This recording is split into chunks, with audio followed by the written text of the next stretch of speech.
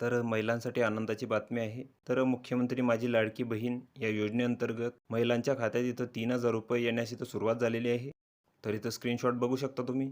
आणि आता ज्या महिलांच्या खात्यात इथं पैसे आलेले नाहीत, तर त्या महिलांनी इथं काय करायचं आहे, तर मुख्यमंत्री माझी लाडकी बहीण या योजनेअंतर्गत अर्ज केलेल्या महिलांच्या खात्यामध्ये 2 हप्ते त्यांना इथं मिळालेले आहेत 3,000 रुपये. आणि ज्या महिलांना इथं 3,000 रुपये मिळालेले नाहीत, तर हे पैसे ज्या महिलांचे बँक अकाउंट आधारशी लिंक आहेत, म्हणजे DBT लिंक आहेत, तर त्यांना इथं 17 ऑगस्टपर्यंत मिळणार आहेत.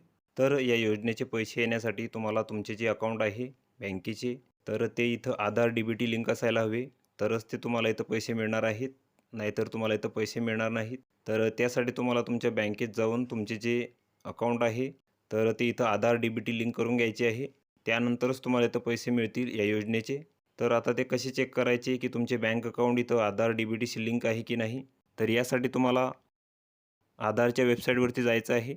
या वेबसाईटवरती गेल्यानंतर तुम्हाला तुमचा आधार नंबर टाकायचा आहे. आधार नंबर टाकल्यानंतर एक OTP येईल. तो OTP टाकून तुम्हाला इथं लॉग इन करायचं आहे. लॉग इन केल्यानंतर खाली तुम्हाला एक ऑप्शन दिसेल बँक सीडिंग स्टेटस, तर त्यावर तुम्हाला क्लिक करायचं आहे. क्लिक केल्यानंतर इथं तुम्हाला तुमच्या बँकेचं इथं नाव दिसेल आणि इथं स्टेटस ॲक्टिव्ह दाखवतंय.